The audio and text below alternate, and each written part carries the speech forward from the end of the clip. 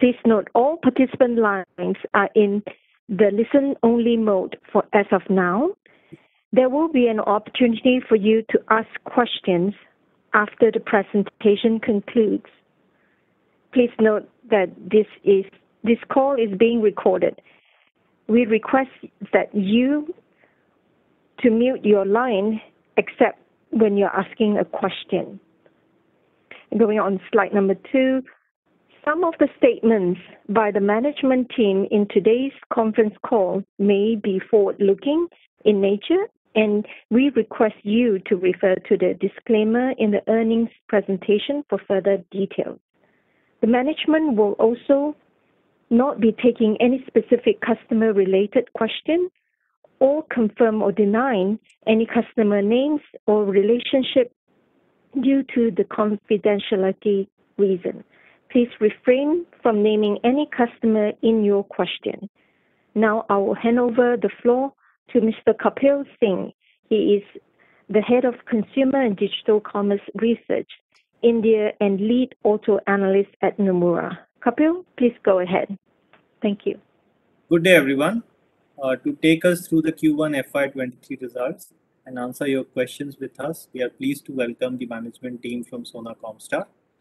We have with us Mr. Vivek Vikram Singh, MD and Group CEO, Mr. Kiran Deshmukh, Group CTO, Mr. Sat Mohan Gupta, CEO of the Motor Business, Mr. Vikram Verma, CEO of the Trendlyne Business, Mr. Rohit Nanda, Group CFO, and Mr. Amit Mishra, Head of Investor Relations. I will now hand over the call to Vivek for his opening remarks and the presentation. Over to you, Vivek. Thank you, Kapil, and welcome everyone to the earnings call of the first quarter of financial year 2023, where we've achieved our highest quarterly revenue numbers ever so far. Now, we believe that when talking to our shareholders, bad news should take the elevator while good news can take the stairs. So we will begin with the negatives. In the last call, I'd said that we expect margin pressure to continue in the near term, and so it has. We had another steep steel price increase in April and also faced cost issues due to power outages. On the demand side, two of our major markets, Europe and Asia, were severely impacted due to the Russia-Ukraine war and the COVID lockdowns respectively. Because of all these issues, despite strong revenue growth, our EBITDA margin has been pushed to what is its lowest level in the last 6 years, barring the 2 COVID quarters. And this is all after cost pass-throughs to customers, as Rohit will explain in his slide later. Having said that, we believe that the good news outweighs the bad. Raw material prices for steel, copper, and aluminium have begun cooling off, and we expect to see the benefits from the current quarter itself. Freight rates too have started moderating, and power availability is also much better now. On the growth front, despite the slowdown in Europe, we continue to expect FY23 to have the same kind of strong revenue growth as we have seen in the last few years, especially in the second half of the fiscal. This is given that our strong order book will start converting into revenues in the second half. Q1 was also special for being our second best quarter ever for business development, led by significant new EV program wins for final drive differential assemblies and two-wheeler traction motors, both from large and established OEMs. Beginning with the numbers, we've had good revenue growth sequentially and a robust growth of 18% on a YOY basis. On the EBITDA front, RM cost increases and some one-time expenses that Rohit will elaborate upon later have kept growth down to 3%, while net profit has risen by 5% year on year. We are seeing margin pressure beginning to ease off during the July to September quarter, and we hope this reversal in inflation continues.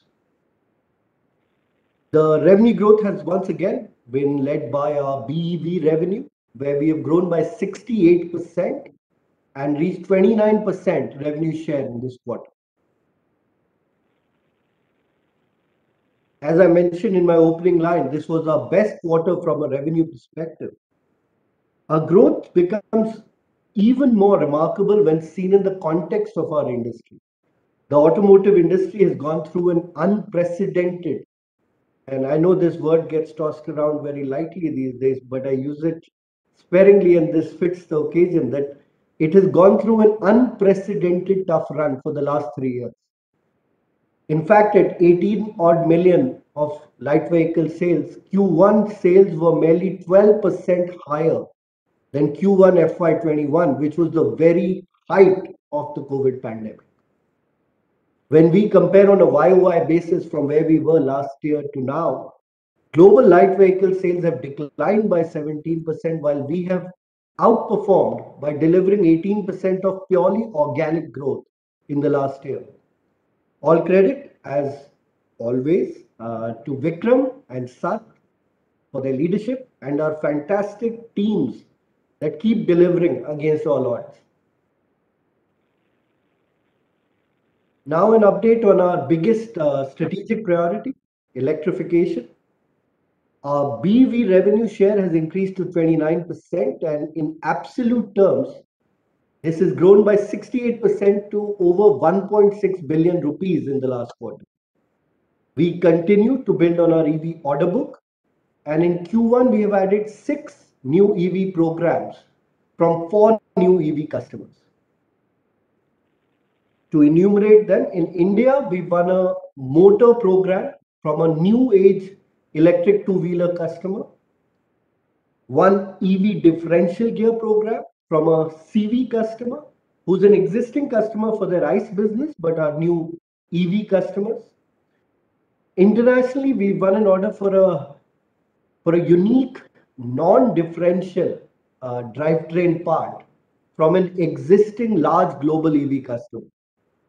Now, this is not very significant commercially as a program, but it demonstrates rather vividly how much faith our customers have in our customized and solution-led approach, that they're willing to entrust us where other suppliers could not deliver, and even with products that we do not traditionally make. The remaining 3 program wins are substantial enough that we would like to elaborate upon them in the next slide. We really wanted to highlight these 2 wins to you, our shareholders, as they are significant for the future of both businesses, commercially as well as directionally. So the first one is a large volume traction motor program that we have won from an established and leading Indian two-wheeler OEM. This is for their flagship EV two-wheeler. The program has come after a year-long technical engagement with the customer, and this has resulted in, this is our largest ever order win for traction motor. This program is slated to begin serial production in this financial year itself, end of Q3 or early Q4. This win is a major confidence booster for our motor business. I mean, all of you know that the traction motor business, we really began 2.5 years ago, and we have taken a new electrified direction. So this is a major reaffirmation of our endeavor and our intent. Saving the best for last, we have won 2 new EV programs for final drive differential assemblies from a European OEM, one for their sedan line and one for their SUVs. This is an existing customer for their ICE models, but with this, we have added them to our list of EV customers. We will be supplying to all of their global manufacturing locations. And in value terms, this is the second largest single order win we have ever had. So yeah, quite significant from a future perspective. Our engineering and marketing teams went through 8 months of rigorous technical discussions, process audits, and finally overcame extraordinarily stiff global competition to land these programs. With this addition of 6 new EV programs, we've reached 36 EV programs spread across 23 unique customers. To increase transparency and data quality, we have added a table that shows the program and customer distribution also across vehicle segments and product groups. And the facts that we have 19 EV drivetrain programs across 10 unique passenger vehicle customers, and that we already have 10 EV motor programs across 9 customers, should hopefully demonstrate how deep and diversified our EV penetration is becoming on a global basis. Once again, the fact that 26 of the 36 are yet to enter serial production also demonstrates how much future EV revenue growth remains to be realized right now. This quite neatly brings me to our net order book. We did consume some parts of the order book as some programs entered serial production or ramped up to full volume. And frankly, that is the reason for our sequential growth in a declining market.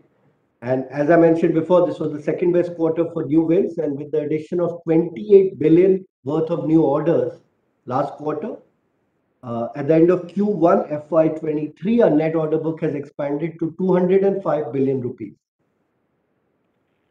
If you actually were to compare this to last year, full year, this is almost 9.6 times the full FY22 revenue, which is quite a good number to have. In addition to the 6 EV programs discussed earlier, we've also added 7 programs for non-EV applications, but they were smaller in size. With this, now the EV portion has reached 2/3 of the order book. Now to diversification, and usually this is more information sharing, but this time it is actually quite relevant because of the disproportionate effect on markets. So first we'll begin with revenue mix by powertrain. One can naturally see the significant progress on BEV share in the last 3 years, going from merely 2% to 29%, while ICE dependent revenue has decreased in the same period from 27 to 17%. What is special or what is notable in this quarter is a large reduction in the micro hybrid and hybrid category, which I believe bears explaining. So a majority of our micro hybrid and hybrid sales happen in the European and Asian markets, which is natural as these are the two markets which have the highest proliferation of hybrid vehicles.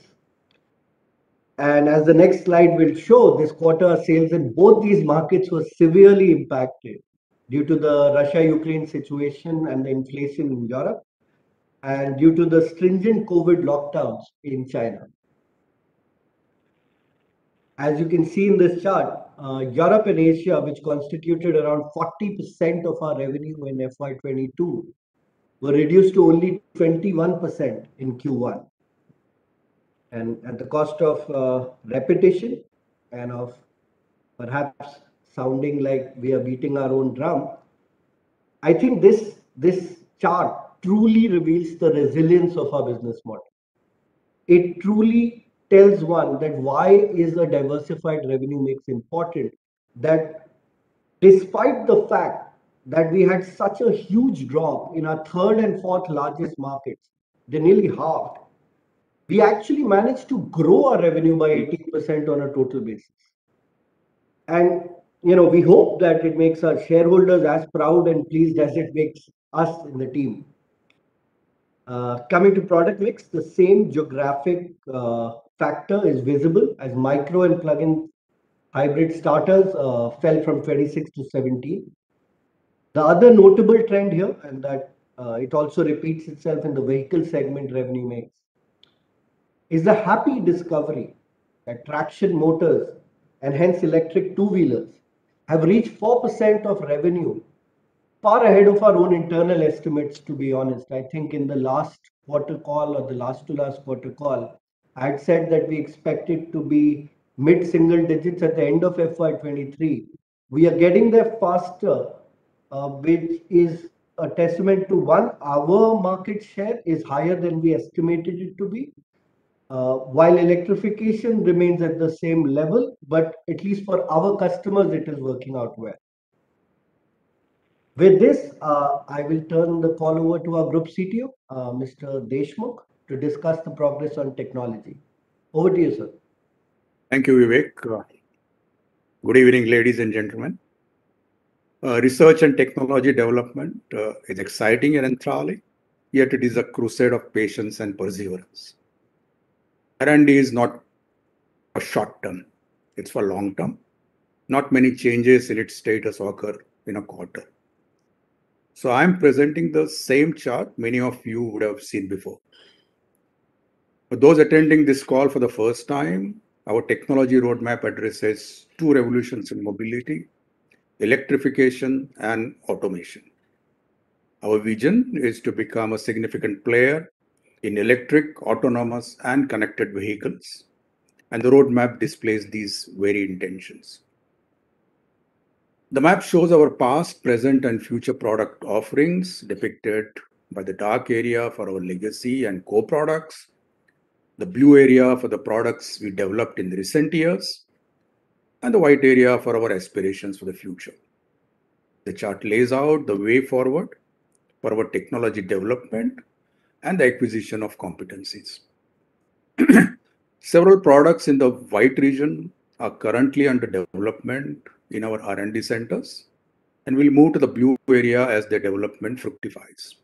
Last year, for example, 3 products entered the blue zone: an integrated motor controller module for the predictive active suspension, and spool gear and epicyclic gear set for the EV drivetrains. The first product has allowed us to expand into the growing autonomous and connected space. The other 2 have allowed us to extend our reach in the various EV drivetrains architectures. While the right side of this chart is relatively crowded, one can see ample space in the autonomous and connected quadrant on the left. We are currently exploring acquisitions and potential technology partnerships to enable us to address the emerging sensing, perception, and telematics needs of autonomous vehicles. With that, I will hand over to Rohit to cover the financial update. Thank you, Mr. Deshmukh. A very good day to you all. It's my pleasure to share our first quarter results with you. Our first quarter revenue has grown by 18% year on year to 589 crores, which is the highest ever revenue reported by us. Our BEV revenue continues to show strong growth as it grew by 68% year on year. This now constitutes 29% of our total sales. Our non-BEV revenue also grew, though it grew by 6%, but that's despite our top 3 geographies of North America, India, and Europe, which actually saw a decline of 14% in the light vehicle sales over the same period. Our EBITDA at 142.5 crores grew by 3% year on year, whereas EBITDA margin has declined by 3.5%. 3.4% of the margin decline is explained by the increased raw material prices. This is despite cost pass-through for a major part of the material prices because of the arithmetic effect of it. Besides this, there were also some additional non-routine costs incurred during this quarter which have neutralized the positive impact of operating leverage. These include 2.1 crore incurred due to severe power outages and one-time expenses on new tech partnerships, about 1.3 crore rupees. Our PAT stood at 75.8 crores, which is higher by 5% compared to the adjusted PAT for the first quarter of last year. Reported PAT of last year had actually a one-off impact of rupees 10 crores for reversal of IPO expenses, and the same was disclosed last year as well. Our lower finance cost this year has improved the margin transmission from EBITDA to PAT.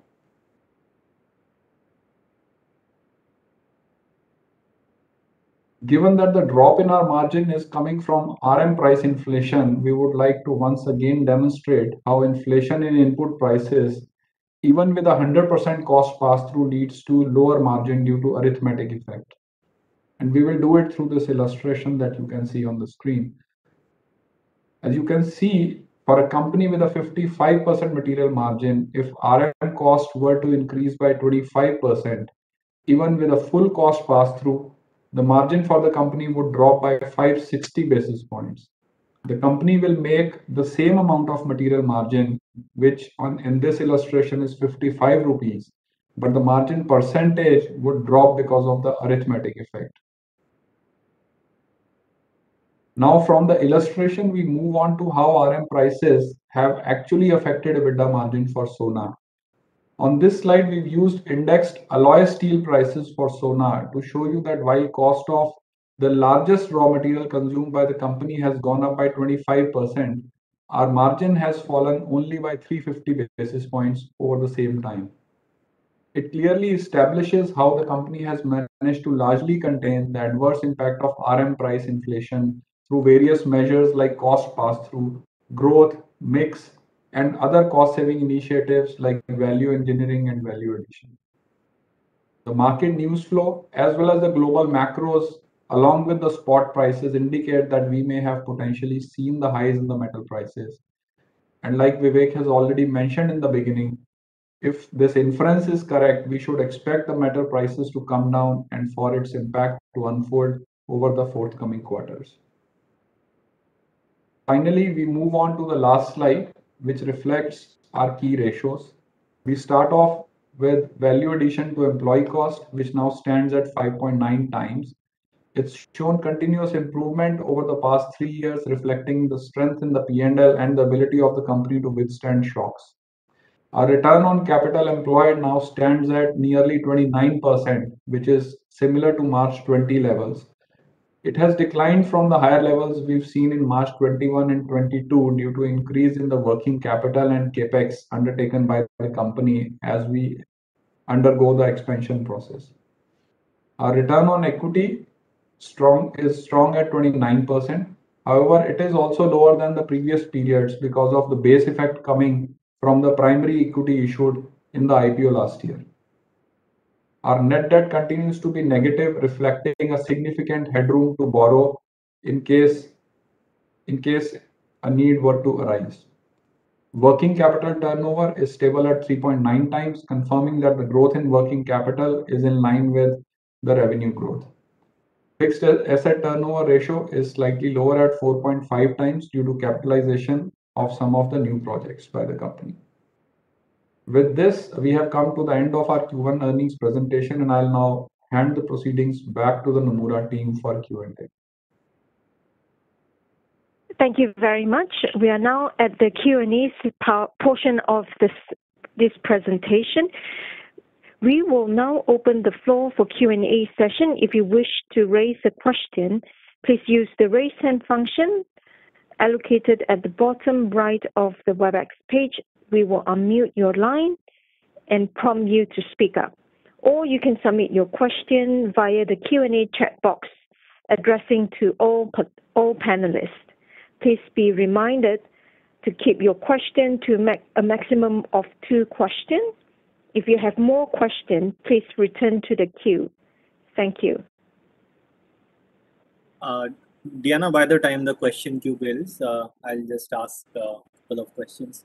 So Vivek, congratulations. First of all, we have seen a strong order win for this quarter, and in some sense, this was one question we had asked you many times, in terms of your differential assembly order wins for other global customers.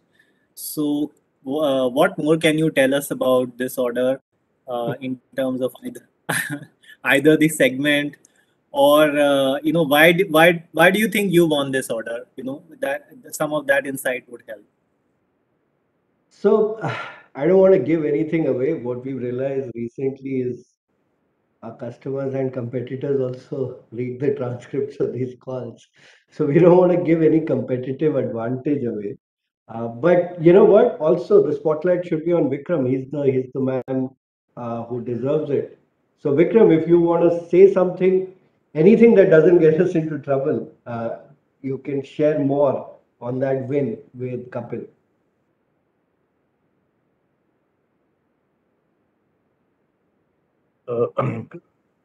Like all global OEMs do assessment of many new suppliers like us, and we qualified in comparison with all the known big suppliers of the similar products which they make.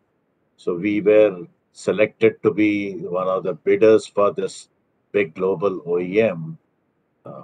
While, as Vivek explained, that there was a rigorous technical audits qualification in terms of future ready products available with us that brought us onto the spotlight to bid against those big tier one suppliers.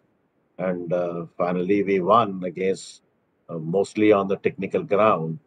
Correct. I think this is an opening for more such things happening in future. So to add, Vikram is unusually modest today, so I'll add a little bit.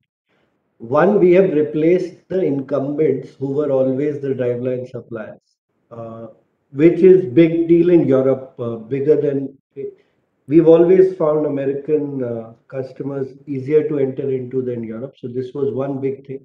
It has mainly come on our technical provenance because the 6 year head start that we have working with our original, the first customer we started working with, has taught us a lot of things that only come by doing millions of times. I think that has, helped a lot in the technical part.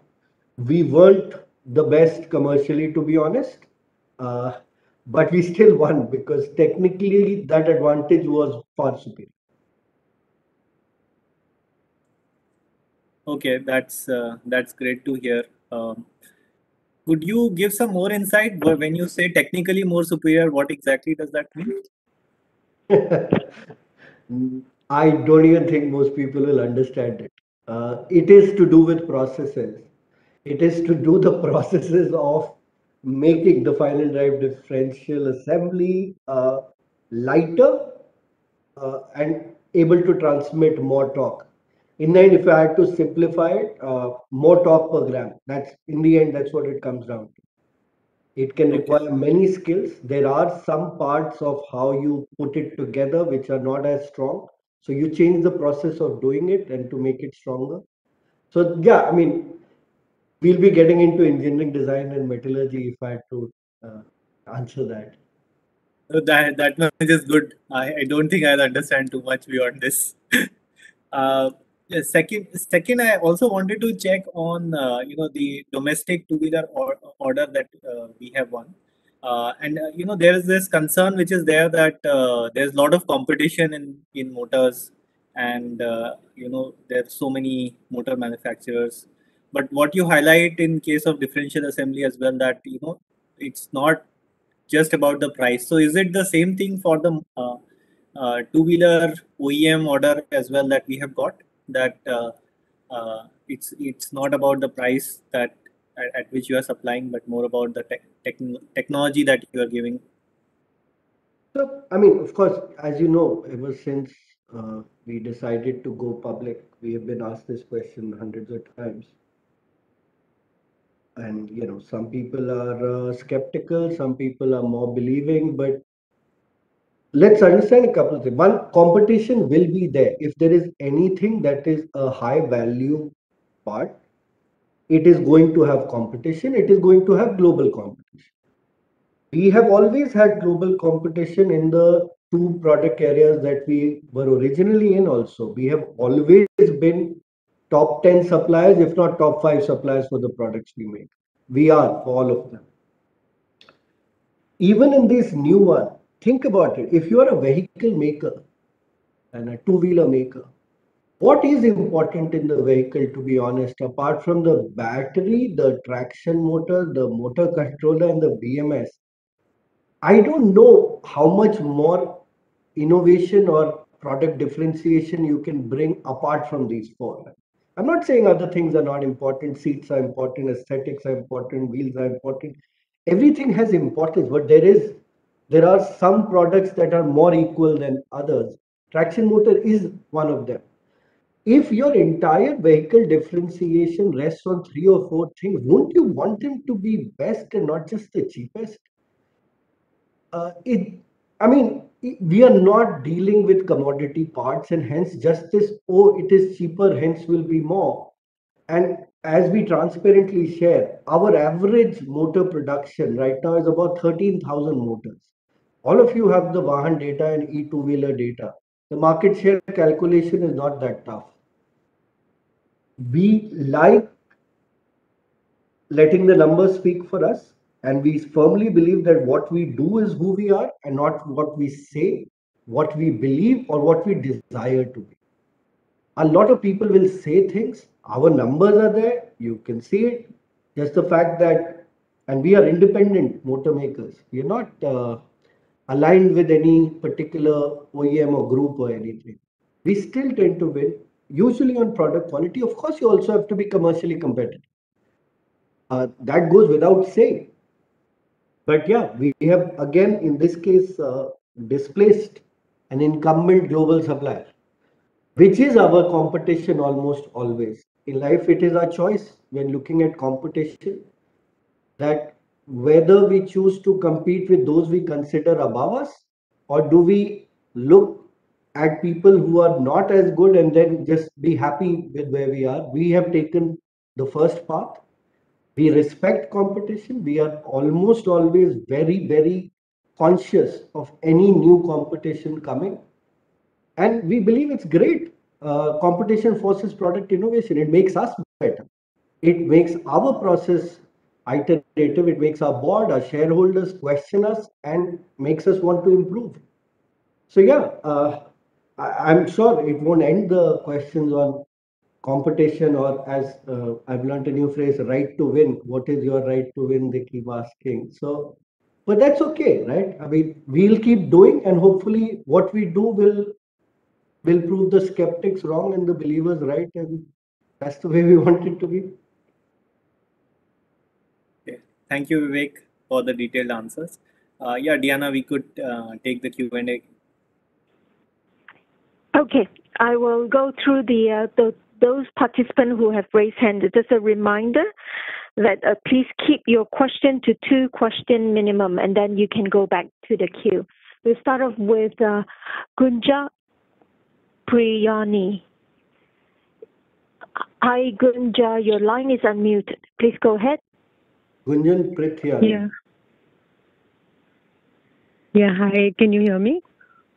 Yes, Gunjan, go ahead. Yes.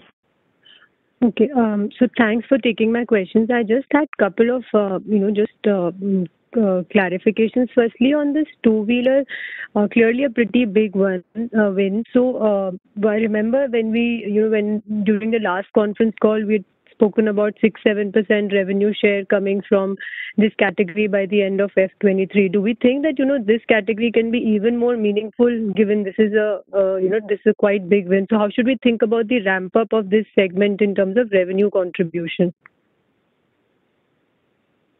We like to stick to that guidance. If there is another happy surprise, great, because this program begins end of Q3 and early Q4. So it'll just be a quarter, right? So I don't know how much it will change in percentage. Also in the second half, we have a lot of other programs coming up in the driveline business, new programs launching. And these relative percentages, Gunjan, are always tricky. Okay, got it. And okay, now that you brought up that some of the other programs will get into serial production, I mean, this order book is really very impressive. I'm just trying to get a little bit more color on this. How should I think about the magnitude of programs which can go into serial production in next 12 months or 18 months? Because this is a pretty big order backlog or order book which can be executed over next 8-10 years. But if I have to think about next 2-3 years, if you can just help us, how should we think about the magnitude which can go under execution within the next 2 years or so? This is FY23. So there will, I know for a fact that there are 3 large programs entering production this year, but they won't fully ramp up, none of them, because they're all in the second half. But if I take FY26 also, so 23, 24, 25, 26, that is majority of them should have ramped up. This is, you're talking about the 3 large, programs. Yeah, I don't want to give away the whole thing. Otherwise, I might as well just give the revenue numbers. No, Think about it. It is, so just to help you, it is shaped like a croissant, like I've said before. It is slightly thin in the beginning, very thick in the initial half, and then it is a longer tail. So yeah, 24, 25, 26 are the 3 big years of pipeline conversion. Okay, got it. I don't know how to think about the croissant parallel that you draw, but I was just trying to understand in terms of the value opportunity, because there are clearly 3 large programs, but I don't know the value. And if I look at this order book, it is very impressive, almost 9 times the revenue that, as you yourself quantified.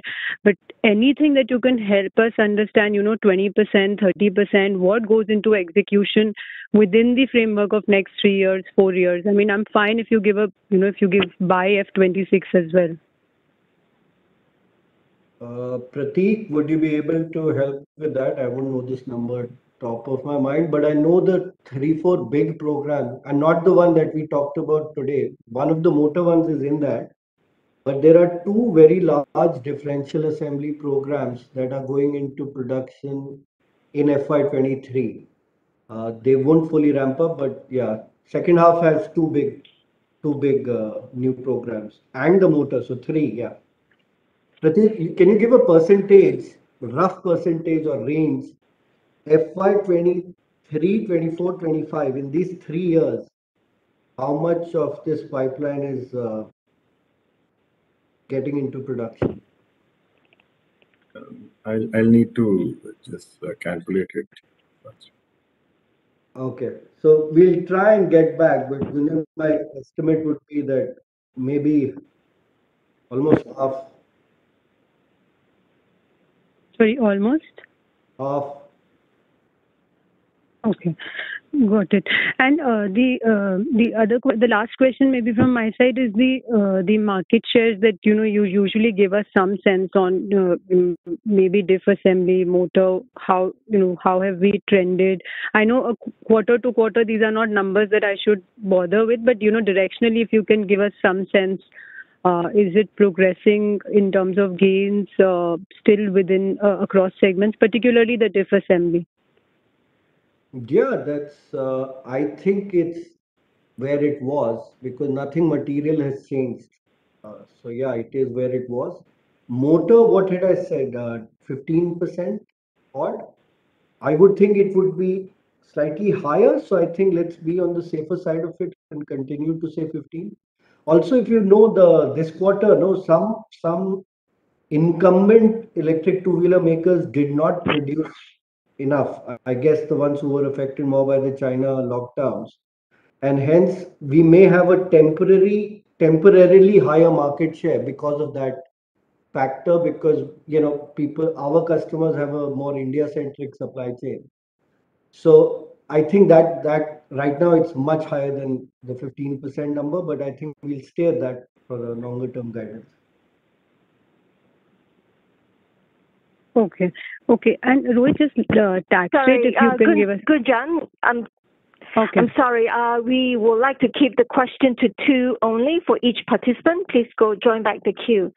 Thank you. We'll go back to the next person asking question is Gautam Sinha Roy. Hi, Gautam. Your line is unmuted. Please go ahead with your 2 questions.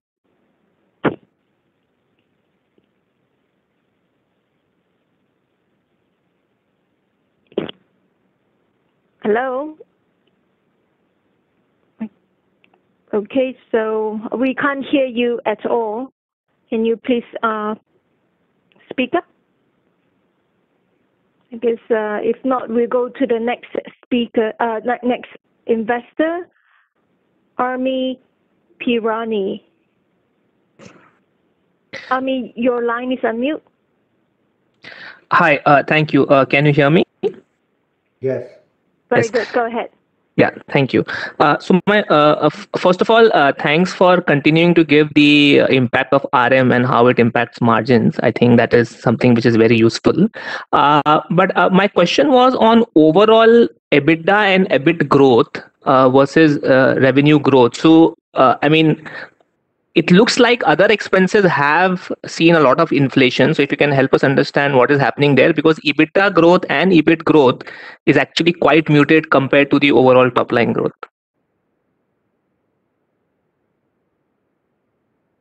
Hi, Amin. Hi. Yeah, so I think the increase in other expenses is primarily because of change in mix. As you know, we have two business lines. So, one business line is primarily more an assembly line, and the second one is a manufacturing. So, one has a higher material cost, and the other one has higher manufacturing expenses. So, the shift of revenue from one business to another leads to this. Apart from the two cases that I mentioned, the higher power cost, which is about 2 odd crores, and one-time expenses related to tech partnerships, that's about 1.3 odd crores. So these are the two expenses which were slightly, I would say, out of the ordinary. Other than that, other expenses have actually not gone up. That's primarily because of the shift in the mix. In terms of the revenue growth versus EBITDA comparison, etc. I mean, actually, the answer is in the slide that we showed, because when the material inflation happens, so there is an inflation that is coming into the revenue also. So some bit of the revenue growth is also coming from the material price inflation. Great, that's helpful. And on the again on the order book side, when we think about the order book that you talked about 2 quarters back on the ADAS and even today, so a lot of this is starting in FY25 26. So sorry for just going back to where Gunjan was trying to probe you. How should we think about revenue development? Because it looks like 25, 26 could be really large revenue years, and 24 and 23 probably may not be that. Is that a correct way to think about it, or even 24 and 25 could have very strong year-on-year revenue traction? So define strong. Okay, so you have been growing at a CAGR, as you yourself, show at a very high double-digit CAGR. Last few quarters, obviously, because of not everything in your control, the revenue momentum has been slower. There, the end markets have not done well. So, when we think of 23 and 24, compared to 25, it looks like 25, 26 could have like 30-40% revenue growth kind of a year, whereas near term could be 15-20%. Is that the correct way to look at it, or we are getting it wrong? I mean, I mean, 23 will be higher than 22 by double digit, 24 will be higher than 23 by double digit, 25 will be higher than 24 by double digit, and 26 will be higher than 25 by double. Okay, So okay. what those double digits are they 15 or 40? It will depend on many things outside our control. And I'm not trying to be vague. I'm genuinely saying, like, there was a very large program supposed to start in July for us. Now it most likely is going to start in October. What if it gets pushed to January? If I had said to you that, oh, we are going to grow by 40% and we don't, it makes us seem disingenuous where we are not. We're trying to help you, but these are not things in our control. And a lot of these new programs have actually got delayed. So when we talk about 3-4 years, it is far easier for us to take a guess that any new launch doesn't get delayed by more than 2 quarters. But within a year and within these quarterly confined thing, it's very hard. I mean, as you rightly said, we win programs which are going to come in 25, 26. What is going to come in 23, we actually won in 20 or 21. Whatever we as a management team are doing right now is going to come into fruition 2, 3 years later. So when you view us with a quarterly lens, we also don't find ourselves fitting into that approach because it's not really anything we practice. No, that's fair. Much appreciated. I guess as we see more and more quarters of order book and revenue momentum, I guess we'll get better at getting a forecast sense of the same. But thanks for the explanation. Thank you for your question. We move on to the next participant. We will go on to Basudev Banerjee. Yeah, thanks. Please go ahead. We have 2 questions. Yes, thank you. Go ahead. Yeah, so I just have one question to understand from Nanda sir. As you very well explained, the optical effect on gross margin for the 25% steel alloy inflation. And typically for your starter motor business where there is no pass-through in general. So that is valid only for the gear part business, DGAs and DGs. So to segregate that now in the genuine raw mat deflationary period, the starter motor margin should come back to the prior levels. Whereas just to calculate the optical effect won't make much of difference because revenue will also get deflated. So absolute EBITDA won't matter. But for the starter motor part, the absolute EBITDA delta should matter.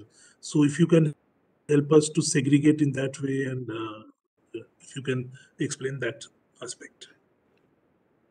So we actually do not give business-wise separate revenue or segregate this. Vivek is smiling because that's not the data we separately publish. So your conclusion is correct, but to be able to give how the numbers would look like would not be possible. No, sir. Just it will help us absolutely correct. if you can explain that. Yeah, I will give you the guidance. Don't worry, Rohit. So steel is not that big a component for the motor business. To be honest, it is big, but not as big as it is in the driveline. Copper, steel, and aluminium, all 3 matter for the motor business. There also the price of chips and magnets matter. So there are many more things because they're also bought out parts. However, you are absolutely bang on that the speed of absolute EBITDA and margin recovery in starter motor is far more rapid than it is in driveline. On a revenue basis, it anywhere between 60-40 driveline to motor to 50-50 in some quarters can be there. But between 40 to 50, if that helps. So it will help us, sir, like overall on a blended gross margin decline of 560 basis points, what you highlighted. How much has been the top to bottom decline in motors margin? That will be more helpful, sir. Just motors margin decline in this whole raw mat inflation. And I'm being completely honest with you, I don't even know this number because we don't actually measure it. Because for us, it doesn't really matter because we can't control it or have any action that can offset it, right? Where you have contractual pass through, you anyway get it. Where you don't have it, you can go to customers and ask if it's something exceptional. But beyond that, there isn't much. So I also don't know the answer offhand. I don't know if Rohit knows it, but I doubt it. Sure, man. Second question, sir. The traction motor for two-wheeler order, what you got is BLDC or PMSM, sir? Sat, would you like to take this? Again, I know the answer, but I just want him to also speak about it because it is his win. Yeah, Vivek. Thanks, Vivek. It's a PMSM motor. Okay, sure. Thanks. Thank you for your question. We move on to the next investor, Chirag Shah. Hi, Shiva, your line is unmute. Yeah, thanks for the opportunity. I hope you can hear me. So my first question is again follow up on the raw material side. So if I have to adjust the YOY increase in raw material which you explained, it appears on a like-to-like basis the revenue growth is single digit, and I presume that is driven by sharp fall in Europe and China. Is it anyway possible to indicate what would be the drop in Europe and China revenue YOY basis, given the macro environment which was completely out of your control? I'm on a like-to-like basis. If I have, is the right way of looking at it that your revenue growth, if I adjust for the raw material pressure, is actually only single digit, or volume growth is kind of single digit? I would say yes. I haven't done the math myself, but it would be far less than the 18% because the 18% also has some empty sales built in, right? Which is just basically we paid more for steel, we gave it to the customer, and that is not adding to margins anywhere in the system. So, yes, so that would be right. How much has the absolute fall in revenue from Europe and China been? I think it can be calculated from the data we have provided. Yeah, I was under impression that the product mix across region would be reasonably different. Yes, it is. It is. Yeah, so on average basis, we can calculate, but if you can somehow, that work I have done, but because of the difference in product and also maybe the raw material pricing also, given the currency way that they have behaved, it could have been a fair point. So I have done that. I'll take it offline. The secondly, if I don't know whether you would like to share, but the new order wins in the European market that you have shown this quarter, can you indicate one or two competitors who were there against whom you won the order? No. That's not right. That's not right. I mean, look, in life to take others' name and to say things about them, and especially, I mean, you should be graceful in victory as well as defeat, I believe. I shouldn't take anybody else's name. Fair point, sir. So then if I can just squeeze in one more question. The PSM order that you indicated, uh, what what could be the broader realization that we can assume, if you can indicate a broad range, if not the absolute number? I understand the strategic reasoning, but a broad way of looking at the realization. So we should make about 14, 15 type of thing margins. But as you know, in these businesses, in the traction motor business, the margins are lower. The returns are much higher. Yeah. So in our traditional business, if you know, like for every rupee we would spend in, let's say, differential assembly or differential gear, for every rupee you get about 2 rupees. Every rupee of capex, you get about 2 rupees of revenue. In these motors, it is much better. I would say for every rupee you get anywhere between 5 to 5.5 back. So the return is much higher.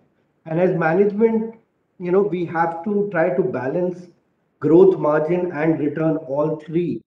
So that's also one of the reasons I know, and I genuinely empathize with analysts who have to do this so that they can figure out how it will look like in future.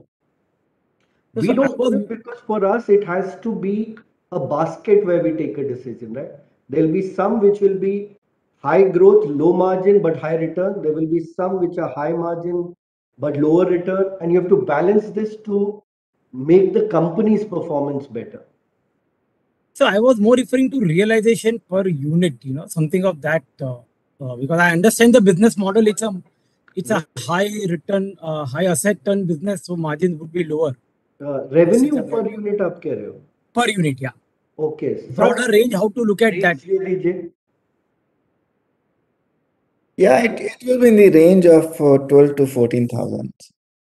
Yeah, this is helpful. And can we assume that the new orders that you win, you are building in this raw material issue, the in general in starter motor, as you indicated, the pass through is not as good as it is in driveline, but the new orders that you win, they are on similar lines, or over there you are taking care of this pass through issue so that you are not affected by the vagaries of commodity? So we are, I mean, nobody is perfect and neither are we. But as we learn, we try to improve ourselves. So the new contracts we enter into, we try to improve them and make them more legit and try to remove volatility. We are not people who understand commodity or forex, and it is not our job to speculate in those things. So we try to build in as much pass through as possible. So we are responsible for what we do and our value addition, and not of these things. Uh, Having said that, I don't blame the legacy contracts also, because to be honest, the last 3 year kind of volatility has not been seen. In the driveline business, we always had those contracts because it was all more coming from an Indian and Japanese legacy. Hence, they were always there. Yeah, thank you very much and all the best. I'll come back for more. Thank you. We will go to the next investor, JK. Jay, your line is unmute. Go ahead with your 2 questions. Hi Vivek, hi entire management. Congratulations for just enduring the storm and coming back so strong. I just had one question on how the whole contract structure works and what is the kind of preparedness, because when you said that for example you won this order, so what is the expectancy and preparedness of the client? Like, is the product line ready on even their part? And what is your preparedness? As in, how do you decide what will go in production when? Because, sometimes when you're saying that something will go into production in FY24, 25, I mean, no assumptions, but there might be things that might even delay a certain contract, or even it can lead to cancellation of certain contracts. So then how does the whole structure work when you want to go into production after signing? Good question, actually. So, second order question in some sense. So, what can one do in a scenario where you know that very rarely would a product launch be ahead of time? Very rarely are program volumes higher than the customer indicates in the beginning. It's almost always delayed. How much buy is what you have to build in, and it is usually lower than what customer indicates. So what we do while budgeting and planning our production plans or our order book that we show you, we build in discounts to what customers say, basis our experience of how that customer's projections have panned out in the past. Right? We've been in this field for a while, 2 decades. So we know that, let's say customer X says we'll do 100,000 vehicles. They are right, 95% of it usually comes. So you build that in. In production planning, the biggest thing you can do is try to make your capacity as fungible as possible, which means that for various customers, different products, you can use the same capital equipment to build in that fungibility, that if some markets, some customers go up and down. I think I made that mention in the diversity or diversification of markets and products. It is also important that your capital equipment or your capacity is multimodal and can serve different end products. That is what we can do. Rest, as you know, customer is king, and when they decide to launch is when we have to service them. Fair enough. So basically, you're saying you would prefer more, I mean, not exactly, but more like a process leader than a product leader. You can say in some sense. Sorry, I didn't quite follow. I mean, like you said, the fungibility of the capacity is basically, so if there is some delay in that order, that same capital equipment can be used, to ramp up another order that is already in the Yeah, pipeline or in production, it's maybe. not a process thing. It's because we are super focused and do only a few products and have a large enough market share. So you are producing in millions and millions, and no one, very rarely would it happen that everybody is peaking at the same time. That's what allows us. If we were doing many, many products, this would be very hard to do. Okay, got it. Thank you, and all the best, guys, for the future. Thank you for your kind words. Vivek, I'll read out a few questions from the Q&A chat box that we have got. This one is from Shyam. He's asking, with severe energy crisis in Europe, how are you seeing the geography scaling up or down from 1Q levels? I'll read it out one by one, I guess. Yeah. So, hi, Sham. I can't hear your voice, but thank you for the question. Yeah. The real answer is I don't know. Uh, I'm not going to be bold enough to predict what's going to happen in the next 2 months. It looks slightly better than Q1 from today, where we are sitting today. But things are so volatile that I can't know that if this will hold for another month. It is better than Q1, in short. Then he's asking, are there production disruptions or SOP delays in Europe? Not any that I know of, no. Next question is, with steel prices softening, can we expect motor gross margins to improve materially back to Q2 FY21 levels from, say, second half of FY23, since steel was not a complete pass through? Yeah, no, because steel has not gone down to Q2 FY21 levels. If it does, I guess so, yeah. But as you know, steel's gone down from its high of April this year. It hasn't gone back to where it used to be a year back. There is a long way for it to climb down yet.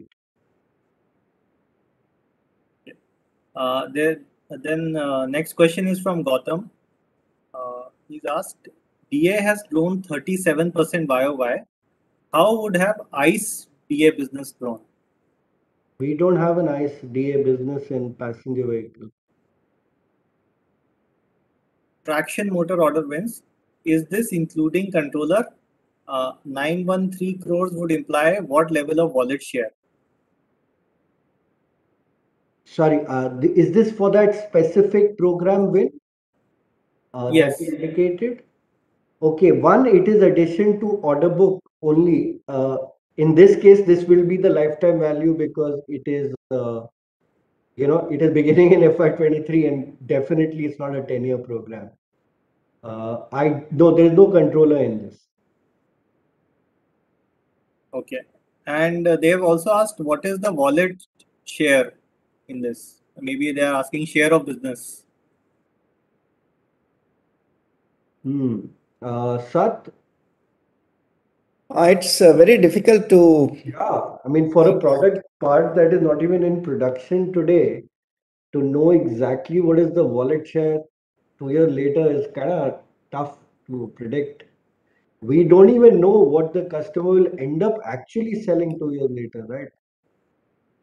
No, I think this is for the two-wheeler order. Yeah, I mean, there are two suppliers. Okay. I don't know what. It's us and somebody else, right? So it's basically no, not. We can't answer that today for sure. And any tax rate guidance for FY23? Do you know more than we do? Because is tax rate changing? Rohit? Rohit? So I think you can take it around 24%. Then there is one clarification. Vikram sir said half of the order book shall get executed by FY25. Does that mean 10,000 crores? No. Half of them will enter production, is what I said. And my name is Vivek. Vikram is also here, so he didn't say it. I think I said it. And Okay. Vivek, And don't that talk too- about the croissant again. Yeah, and that too because people have just put me under the gun. But Prateek will calculate, and so Gunjan and Amin, we will try and get back to you. What if I'm wrong? And I may be wrong. I'm just guessing off the top of my head. And one more question is, what are the sources of funds for growth capex? Will you raise any equity, or is that out of question? Nothing's out of question ever. If we need the capital every source of capital will be evaluated. Currently, with the capex plans we have and the cash outflows versus what we are generating, we don't see that happening.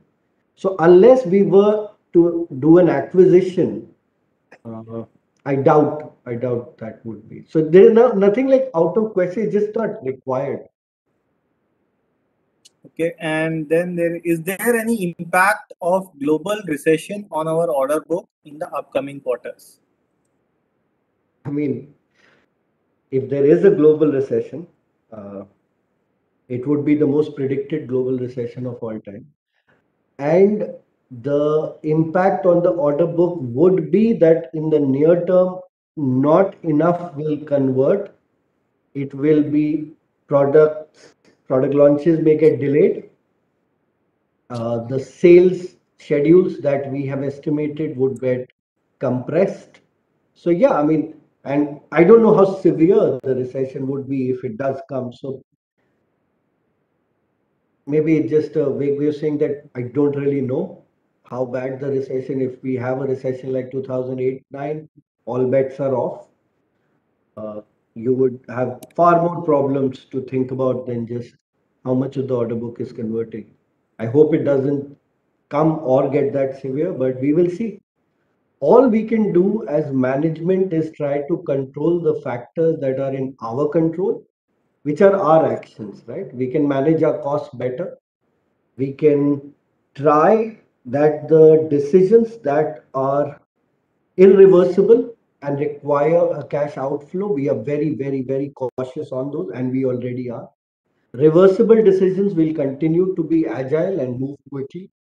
So that's all we can do. And when it comes, I hope we weather the storm better than most and to the best of our ability. That's all one can say. Yeah, Diana, I think I've run through all the questions in the box. You can take any. Thank you so much. Thank you. Thank you, Kapil. We'll go to the investor live question, or we'll go to Saurabh Tendulkar. Saurabh, your line is unmute. Go ahead with your two questions. Hello, sir. Congratulations for the great set of numbers, and thank you for the opportunity. So my first question is regarding this 10 crore item, which is hedging instrument in cash flow hedge. So what it is exactly? It is because of the rupee depreciation compared to dollar, or something else? You're referring to the item in the OCI? No, sir. In profit and loss statement, in yes, OCI. So we have started following hedge accounting from this quarter. So basis that what we are required to do is we are required to do mark to market of the outstanding forward contracts, and to the extent the hedges are effective, that will stay in OCI. So when the corresponding underlying asset or liability comes to the P&L, that is when the relevant contracts M2M will also come to the P&L. Okay, sir. Perfect. Understood. And my second question is regarding the customer concentration.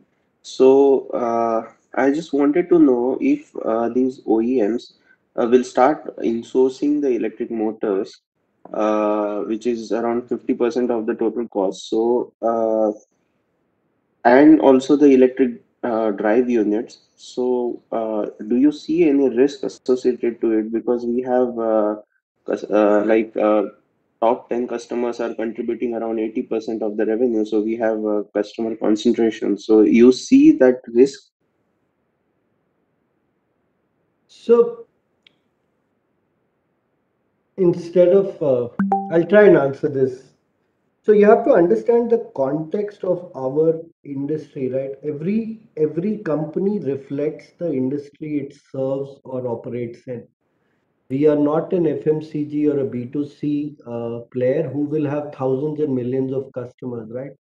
There are only about 100 odd major OEMs in the world in the automotive industry. And if you look at the automotive industry structure, if you take passenger vehicles, for example, the top 10 car makers control 80% of the volume. So if you also are a truly global player, won't you mimic the industry you're in? So our top 10 is also 80%. It is very hard for it to not be if you're global. If you're very local, it could be much higher, right? So I think we're fairly well diversified, to be honest, in that sense.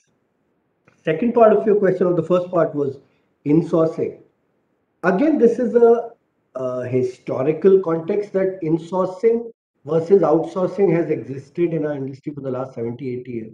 When we started making differential gears, they themselves were insourced for most people. Very few people actually bought differential gears from outside. Slowly, we have converted people from a make to buy. In traction motors, we only service two-wheeler customers, as you well know. If they do insource it, and that happens, of course, we would be at risk. Why not? There, of course, we have far less customers. But just my personal opinion, and this is no forecast, but I don't think electric drive units are going to be insourced anytime soon. Drive units or differential assemblies and drivetrains have existed now for 100 years plus. Most people have, everyone started with insourcing, and increasingly it is outsourcing. Just because in the context of today's EV world, where you are expected to deploy a large amount for electric vehicle, development.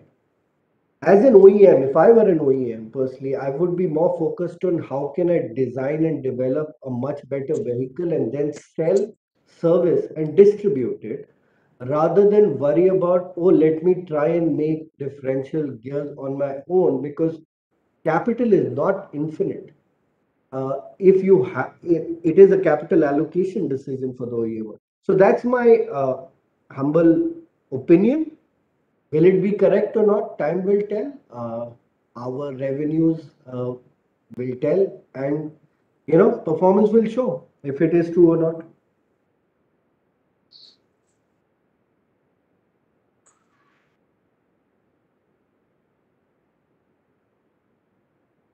Okay, seems like we are at the end of the Q&A session. I would like to invite the management to do a quick closing remark.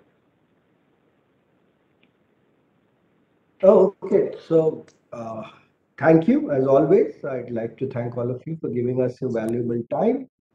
Your questions are important. They make us better at presenting our performance, and also give us indicators of what matters to you. And we will try and do better for you, our shareholders. So, and in case you have any further questions or feedback on how we can continue to do better and make these sessions more meaningful, please feel free to reach out. And yeah, see you all in the next quarter. Thank you.